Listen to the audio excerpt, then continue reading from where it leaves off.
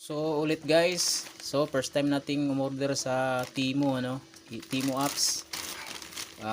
Nagkataon din naman binigyan niya ako ng voucher na di ko alam kung legit yun 900 tapos naka-less down ako dun sa bibilhin ko pagka pinindot ko yun. Ininstall ko yung Temu.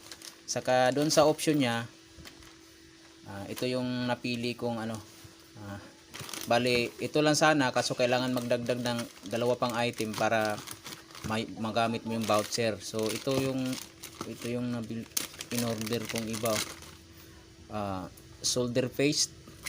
Yan, ito mukha namang legit guys.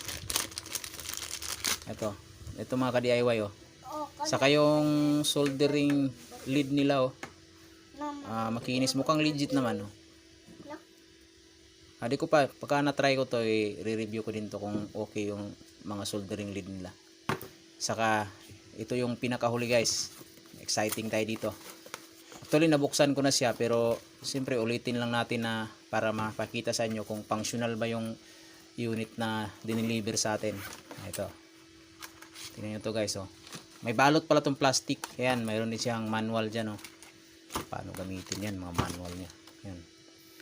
Mukha namang legit guys maliit lang siya pero di ko alam kung, pero lahat na to bali nabayaran ko dito nasa 300 plus lang naka less daw ako di ko alam kung legit Saka ito wala pang battery ito meron ako mga spare dito na battery, subukan natin.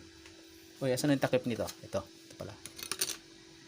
So try natin, tingnan natin kung gagana. Mukhang legit naman. Saka yung mga probe niya maganda. Ayun wow. Mukhang legit naman guys. So yun muna. Saka i-test natin to kung gumagana. Ito yung mga probe niya magaganda. Maganda din Maganda din yung probe niya. Test probe. Ayan. Parang original din Ayan. May kahalili na yung ilang taon na ba yung tester ko dito? Sana ba yun? Yung analog pa. Marami na akong digital din kaso mabilis masira Hindi ko alam kung ito tatagal Yan, kakabisaduhin ko muna to kung paano gamitin. Mukhang kasi siya iba sa sa mga ginagamit ko dating analog. Malaki yung screen niya.